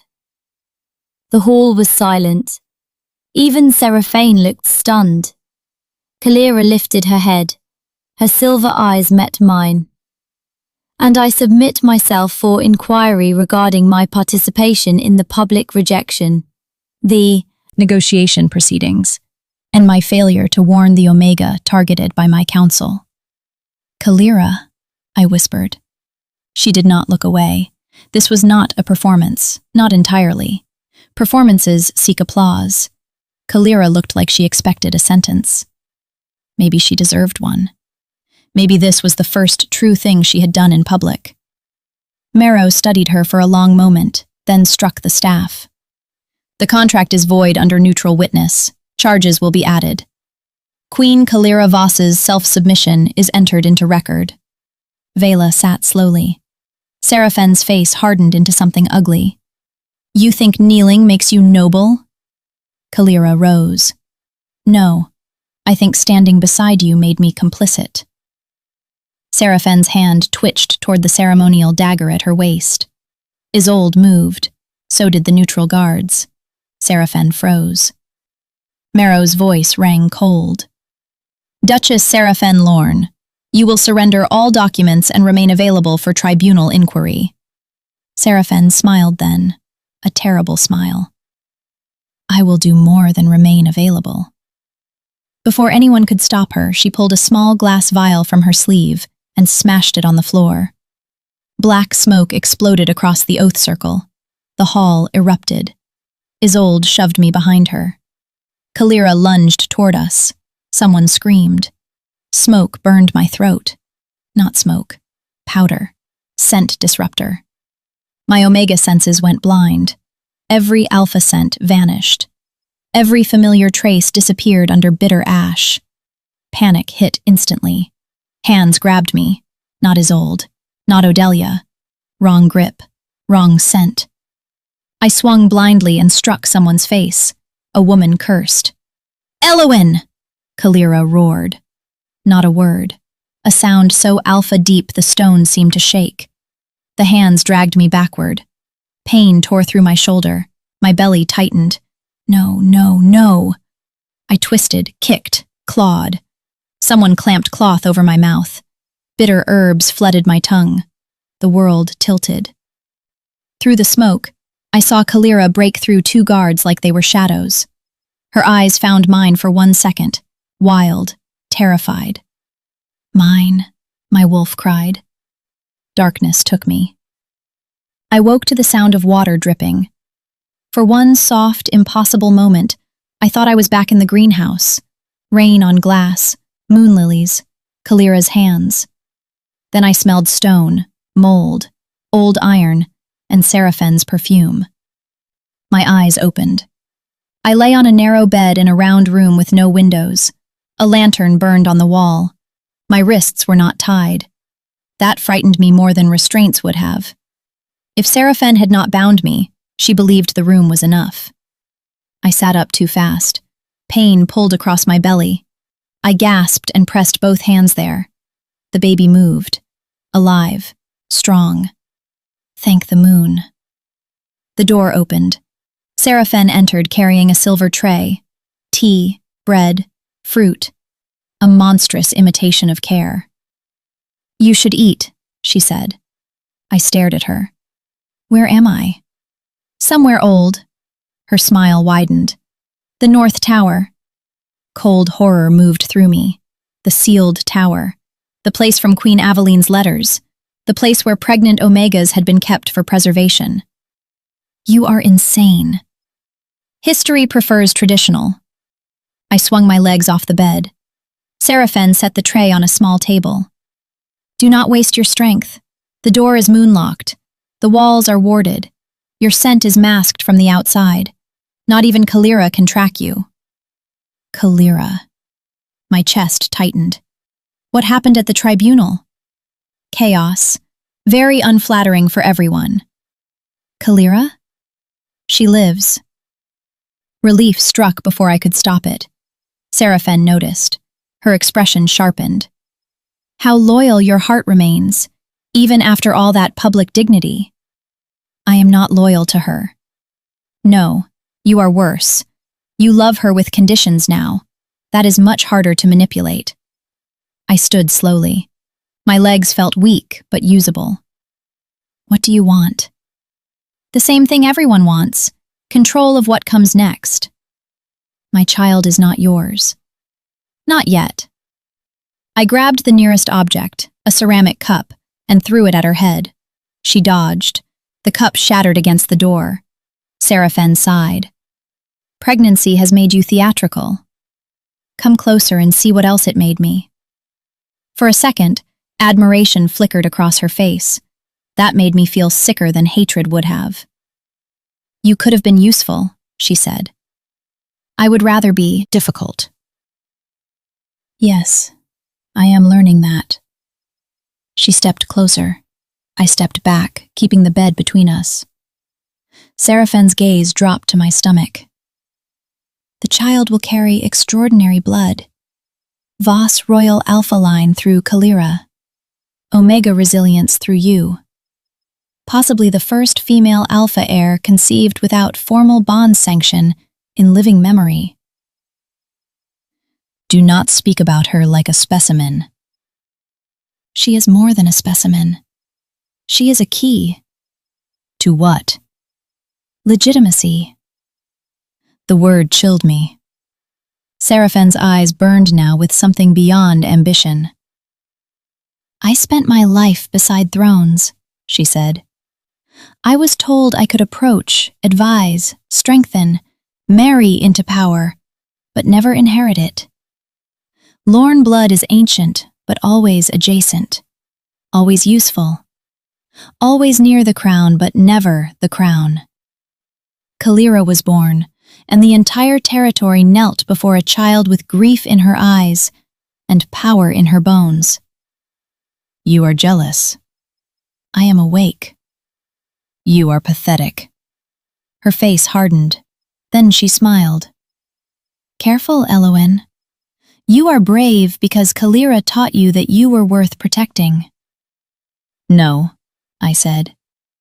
"I became brave when she failed to." That landed.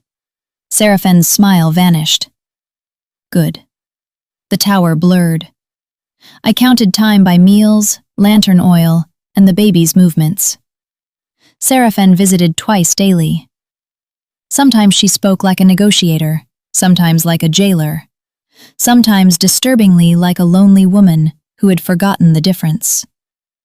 She offered safety, status, a private suite, formal place in Thorn Palace after the child was born. "The council will fall," she said on the second day. "Vela is old. Caelira is disgraced. With the heir under my protection, I can stabilize the kingdom.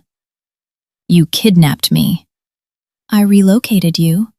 I will bite you. You are very attached to moral language. You are very attached to crimes. On the third day, false contractions began.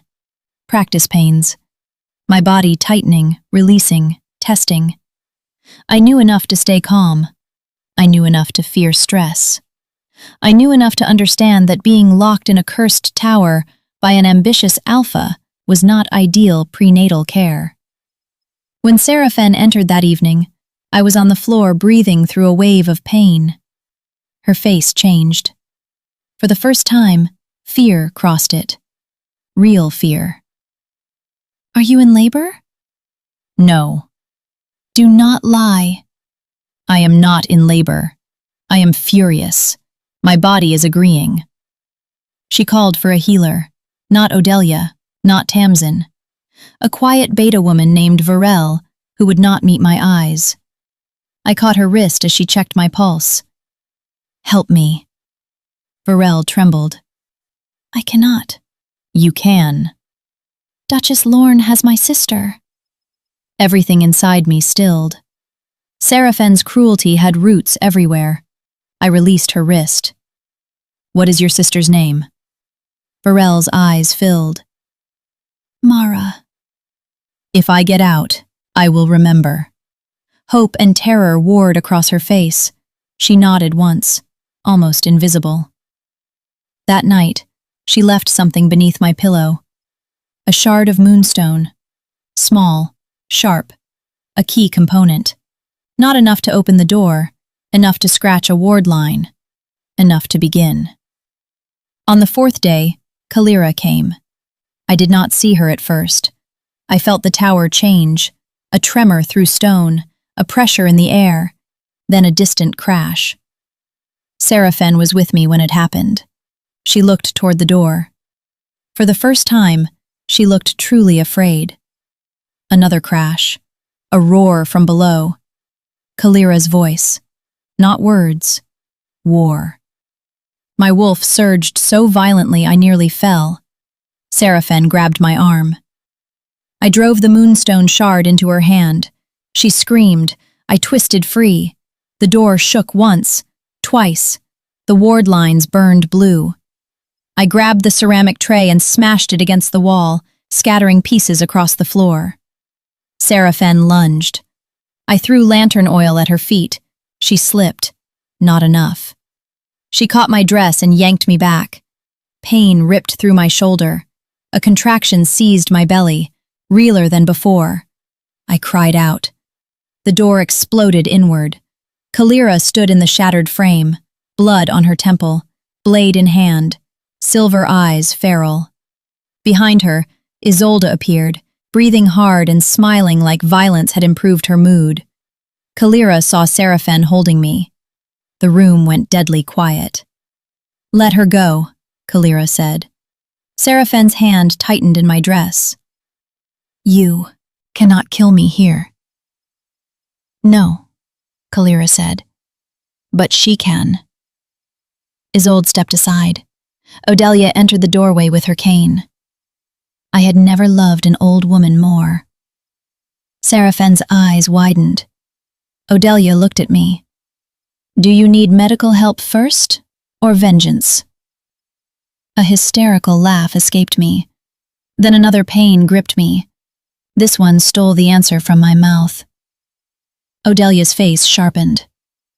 Medical help it is. Caelira moved toward me. I held up one hand. Not yet. She stopped like the words were law. Feral, bleeding. Still, she stopped. Isolde seized Seraphaine and slammed her against the wall. Seraphaine fought. Isolde hit her once. Clean. Efficient. Seraphaine dropped. Educational, Isolde muttered. Odelia reached me and checked my pulse. Her expression went grim. How close are the pains? I was busy being kidnapped. That is not a measurement. Caelira's face went white. Is she in labor? Odelia glared. Do not make me manage your panic too. I am not panicking. You are vibrating. I am controlled. You are bleeding on my patient. Caelira looked genuinely offended for half a second. Then another contraction hit, and the room narrowed to pain. Caelira dropped to her knees several feet away, not touching, waiting. Elowen, she said, voice shaking. Tell me what you need. What did I need? Not romance, not apology, not alpha commands. I needed out of the tower. I needed my baby safe. I needed my body not to be a battlefield. I needed the woman who had failed me to be useful without trying to own the crisis. Carry me, I said. Caelira's breath caught. If I reach for you, do you consent? Yes, you impossible woman. I consent to being removed from the kidnapping tower. Isolde made a choked sound, possibly laughter. Caelira crossed the room and lifted me with terrifying gentleness. The second her arms closed around me, my body remembered everything. Heat, safety, betrayal, longing, rage. The baby kicked between us. Caelira nearly stumbled. Focus, I snapped. Yes. She carried me down the tower stairs while Odelia barked instructions. Isolde dragged Seraphaine behind us. The walls of the old North Tower groaned like they were ashamed to still be standing. Outside, dawn had begun. The sky was pale lavender. Snowmelt glittered on the grass. At the base of the tower, dozens of women waited. Neutral guards, Thorn loyalists, healer witnesses. Tamsin, crying openly and holding a blanket. When she saw me, she shouted, "You are never allowed to travel without me again!" I was kidnapped. Excuses! My water broke. The birth of my daughter began in the ruins of the tower, where generations of Omega mothers had once been imprisoned. It should have been terrifying. It was. But it was also the most defiant thing my body had ever done. Odelia refused to move me far. Too late, she said. This child has chosen dramatic symbolism. A temporary birthing room was made in a lower chamber cleared of dust, old chains, and every memory Odelia could order thrown out. Healers worked fast. Tamsin stayed at my left side. Odelia commanded the room like a war general. Isolde guarded the door. Caelira stayed where I told her to stay, near enough for me to grip her hand when I chose, far enough that she never presumed. Labor does not care about heartbreak. It does not pause for unresolved conversations. It does not soften because the mother is angry and the alpha is sorry. It takes the body and turns it into thunder. Hours passed in waves. Pain, breath, pressure, fire. I cursed Caelira in 3 languages. She accepted every word like sacred testimony. At one point, I told her if she ever made a political decision near me again, I would personally remove her ability to sit comfortably. Odelia said my threat structure was excellent. Caelira whispered, "Understood." Near the end, when the pain became bigger than language, I reached for Caelira's hand. She gave it. No hesitation, no claim, only presence. "I am here," she said. I wanted to hate the comfort in her voice. I did not have strength, so I used it. "You do not get to make this beautiful," I gasped. "No. You do not get to make this about forgiveness." "No. You do not get to cry louder than me." A wet, broken laugh escaped her. "No." Another wave hit. I screamed. The tower seemed to scream with me. Then, finally, beneath Odelia's firm command and Tamsin's whispered encouragement, and Caelira's shaking hand in mine, my daughter entered the world. For 1 second, there was silence. A terrible, endless silence. Then she cried. Sharp, furious, alive. The sound broke me open in a way betrayal never could. Odelia lifted her, wrapped in clean cloth, red-faced and furious at existence. "There she is," Odelia said, voice softer than I had ever heard it. "A daughter." Caelira made a sound beside me. I looked at her. Her face was wet, utterly undone. Not queen, not alpha, not strategist.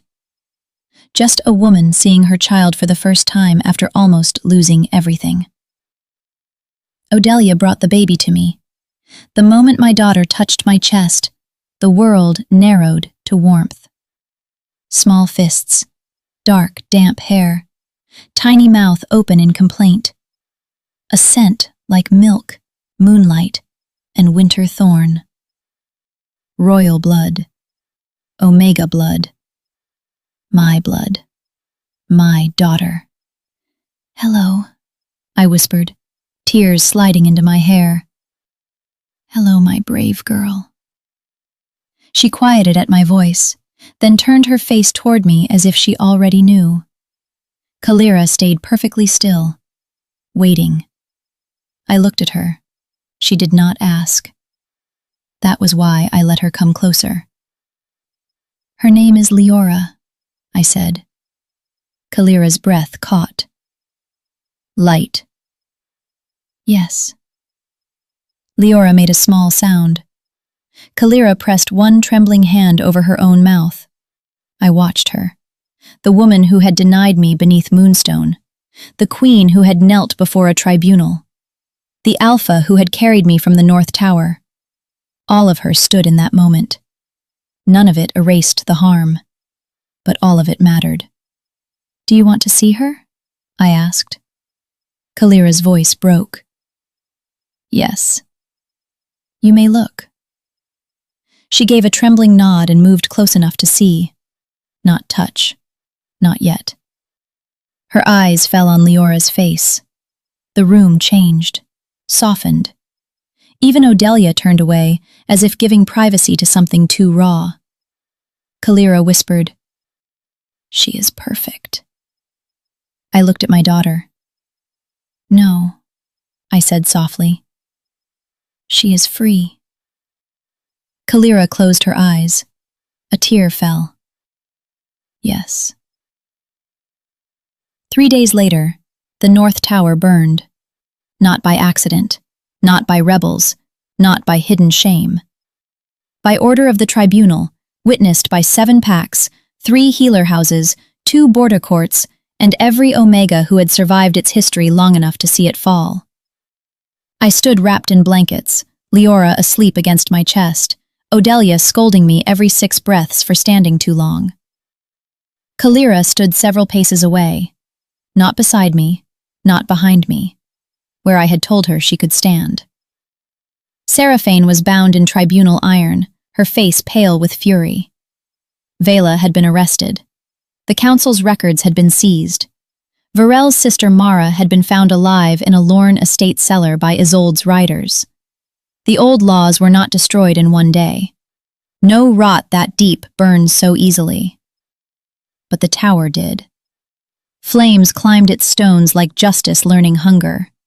Omegas in the crowd wept, some silently, some loudly, some with laughter that sounded almost mad.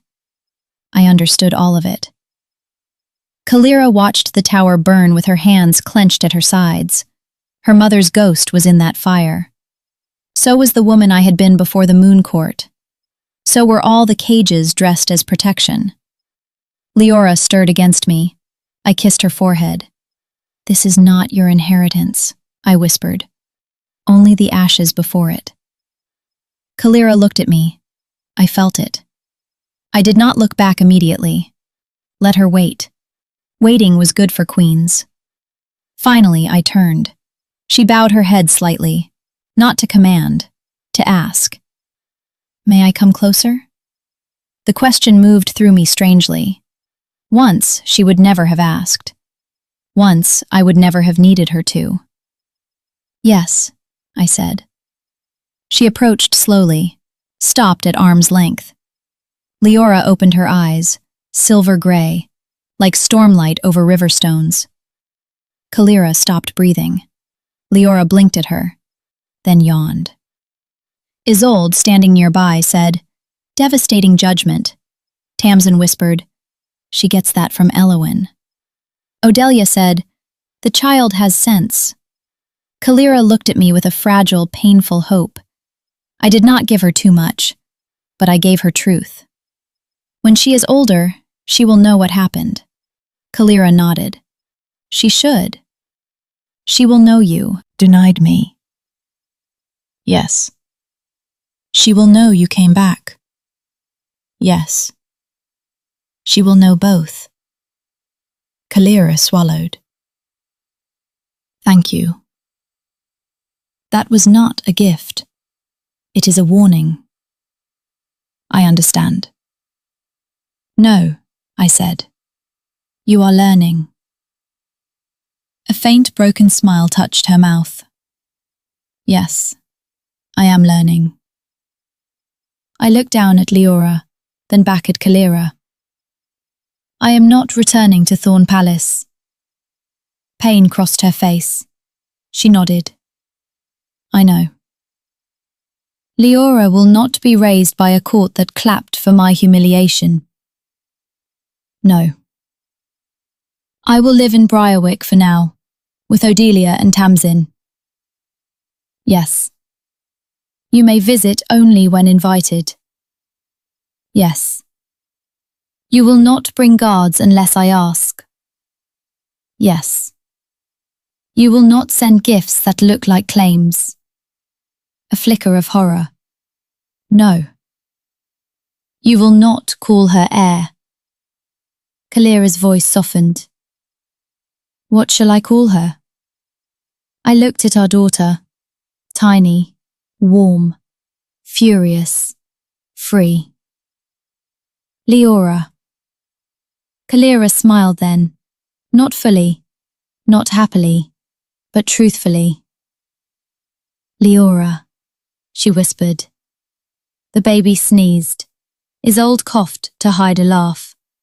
I looked at Caelira. The fire painted her face gold.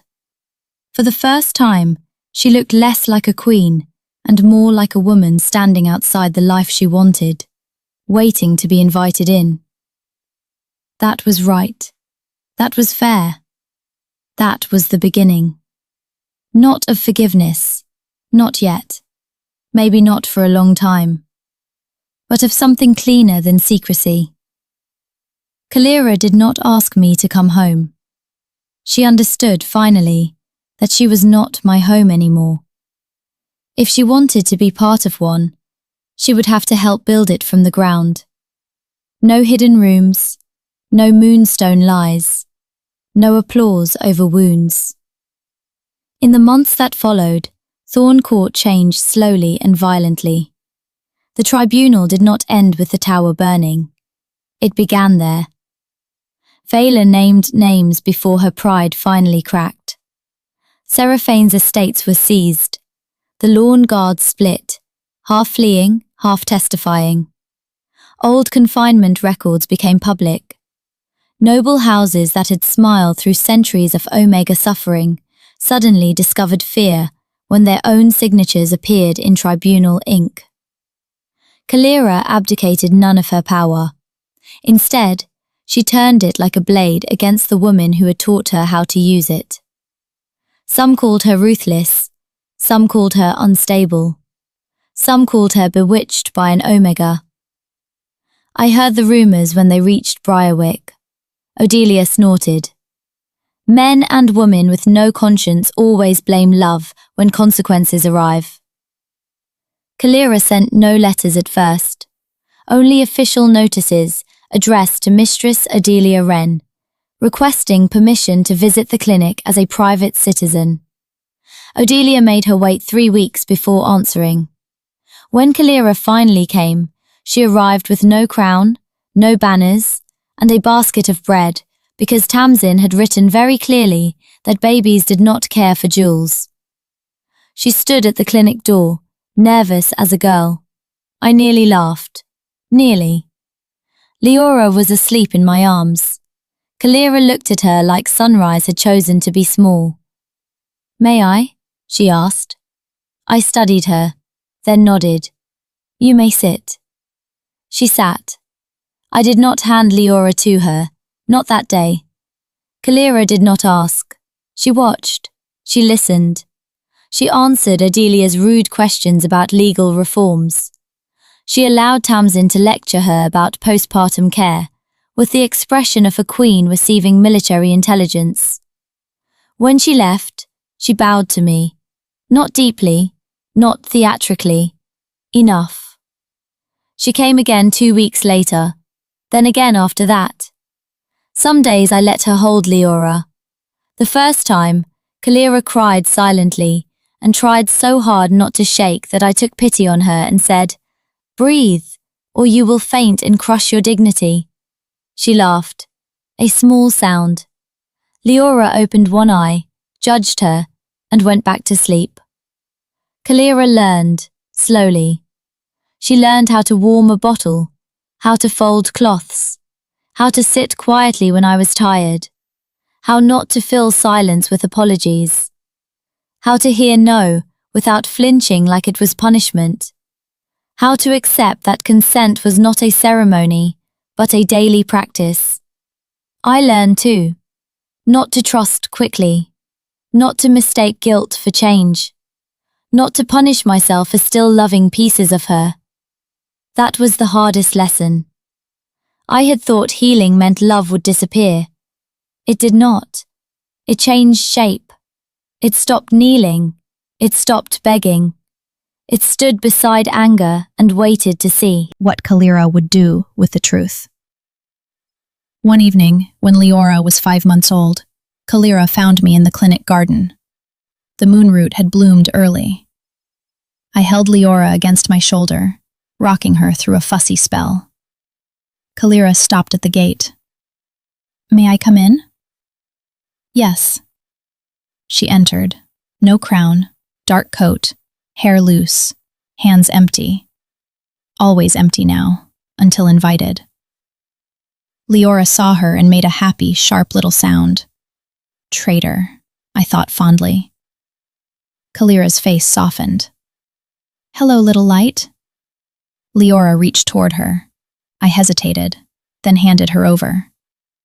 Caelira took her carefully. The baby grabbed a strand of her hair immediately. Caelira accepted this like a sacred injury. We stood in silence. The garden smelled like wet earth and moonroot. Too much like the greenhouse. Not exactly. Enough. "I signed the final repeal today," Caelira said. I looked at her. "The protective custody statutes?" "Yes, all of them. No Omega can be confined for pregnancy under succession law again. Any medical protection requires the Omega's chosen healer, neutral witness, and explicit consent." My throat tightened. "That is good." "It is late." "Yes." "But good." "Yes," she nodded. Caelira patted her cheek. Caelira smiled at her, then looked at me.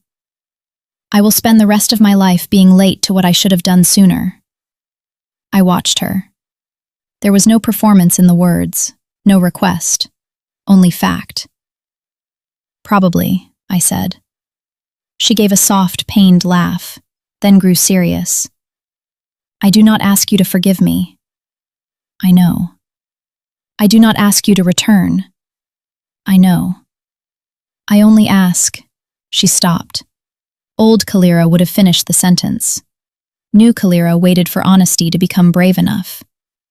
Finally, she said, "I ask permission to keep showing up." Caelira made another sound and slapped Caelira's jaw. I looked at my daughter, then at the woman who had broken me, then at the woman trying, day after day, not to become the blade she had been raised to be. "You may keep showing up," I said. Caelira's eyes shone. "But if you ever stop asking, you stop coming." She nodded immediately. Understood. Years later, people would tell the story differently. They would say Queen Caelira Voss rejected her Omega to save the kingdom. They would say Elowen Maris stood before the tribunal and changed the law. They would say Duchess Seraphaine Lorne fell because ambition made her careless. They would say Princess Leora was born in the ruins of the North Tower, while the old world cracked open around her. People love making legends out of women who were only trying to survive. The truth was messier.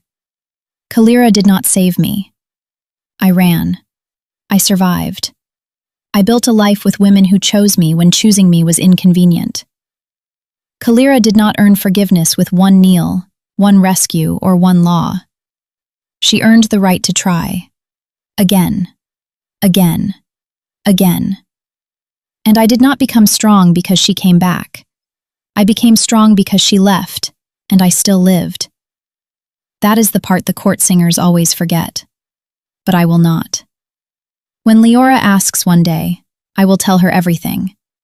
I will tell her that her other mother loved me and failed me. I will tell her that love without courage can still become cruelty. I will tell her that apologies are seeds, not harvests. I will tell her that no crown, bond, bloodline, or ancient law owns her body. I will tell her she was born where a cage burned. And if she asks whether I forgave Caelira, I will tell her the truth. Forgiveness was not a door I opened once. It was a road. Some days I walked it. Some days I sat down and refused. And Caelira, to her credit, learned to sit beside the road without demanding I move faster. That was how we began again. Not as queen and hidden Omega. Not as wound and apology. Not as throne and sacrifice. As Elowen. As Caelira. As Leora's mothers. Imperfect. Unfinished. Free. The night Caelira finally returned to Briarwick, not as a visitor, but as a woman asking to stay for the winter, snow fell outside the clinic windows.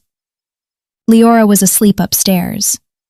Odelia had gone to bed after warning Caelira that queens snored like anyone else and would be mocked accordingly. Tamsin had left a basket of folded baby blankets on the stairs with a note that said, "If either of you make dramatic speeches after midnight, I will throw herbs at your heads." Caelira stood in the kitchen, holding 2 cups of tea. She looked nervous. That still amazed me. "May I sit?" she asked. I nodded. She sat across from me. The lamp between us flickered. For a while, neither of us spoke. There had once been a time when silence between us meant secrecy. Now it meant choice. Caelira pushed 1 cup toward me. "Moon mint," she said. "No bitter leaf, you hate it." I looked at the cup. Such a small thing. Remembering, not as a weapon, not as proof. Just remembering. "Thank you." She wrapped both hands around her own cup. "Elowen." I waited. She looked at me. No crown, no court, no applause. Only winter light and a woman who had learned the cost of cowardice. "I loved you in hidden rooms because I thought that was all I was allowed to keep," she said. "I know now that hidden love can still be a kind of betrayal." My chest tightened. Yes. I cannot undo the Moon Court. No. I cannot undo the months you carried Leora without me. No. I cannot undo the contract, the fear, the tower. No. She swallowed. But I can spend every day making sure no one else builds another room like that. I can spend every day asking instead of taking. I can spend every day loving you only in ways you permit. The old ache moved through me. Less sharp now, still there. Maybe always. "And what if I never love you the same way again?" I asked. Caelira's eyes shone, but her voice stayed steady. "Then I will be grateful for whatever way you allow." That was when I knew. Not that everything was healed, not that pain had vanished, but that something real had grown, where performance died. I reached across the table, slowly, giving myself time to change my mind. Caelira did not move. I placed my hand over hers. She closed her eyes. A breath left her. Not victory. Relief. I looked at our hands, hers scarred, mine steady. Both changed. "I do not want the greenhouse back," I said. Her eyes opened. "I know." "I do not want secrets." "No." "I do not want to be hidden love." "You will never be hidden again." I believed her. Not the way I had before, blindly, desperately. I believed her the way a healer believes a wound may close if cleaned daily, watched carefully, and never ignored when it aches. Outside, snow covered Briarwick in quiet white. Inside, above us, Leora slept in a world that had tried to claim her before she was born, and failed. Caelira turned her hand beneath mine, palm up, asking, always asking now. I laced our fingers together. Not forgiveness, not full, not final, but a beginning. And this time, beginnings did not need chandeliers. They did not need applause. They did not need a court to witness them. This beginning had tea gone cold, a sleeping child upstairs, an old healer snoring down the hall, snow against the windows, and two women who had lost enough to understand that love was not proven by grand vows. Love was proven by what you refused to sacrifice. Caelira had once sacrificed me for a throne. Now the throne waited for her. And she stayed. That was the first night I let myself believe she might never leave us alone in the cold again. Not because she was queen. Because she had finally learned to be brave after the battle was over. Because she had finally learned that the hardest war was not against councils, duchesses, old laws, or towers. It was against the part of herself that had believed cruelty was wisdom. And she was winning. Slowly. Daily. With empty hands. With asked permission. With truth. Years later, when Leora took her first steps in the clinic garden, she stumbled between us with a moonroot flower crushed in one fist. I knelt on one side. Caelira knelt on the other. Our daughter looked between us, silver-gray eyes bright with mischief, then threw the flower at Isolde, who had come to visit and was pretending not to be emotional. "Excellent aim," Isolde said, voice rough. Odelia sniffed from the bench. "She gets that from me." Tamsin laughed so hard she dropped a basket. Caelira looked at me over Leora's head. There was love in her face, still cautious, still asking, still carrying memory. I smiled. Small. Real. Enough. And in that garden, with no court watching, no council whispering, no throne demanding blood, I understood something I had not understood beneath the moonstone ceiling. I had not been rejected because I was unworthy. I had been rejected because a queen was afraid. And I had survived because I was not. That was the story I would give my daughter. Not the story of a broken Omega saved by an alpha queen. No. The story of an Omega who walked out while the court applauded, carried her child through winter, built a home from ashes, and made a queen kneel before truth. The story of a daughter born free. The story of love that had to lose its crown before it learned how to hold a hand. The story of us. Unclaimed by law, unowned by blood, unhidden by fear, and finally, beautifully, ours.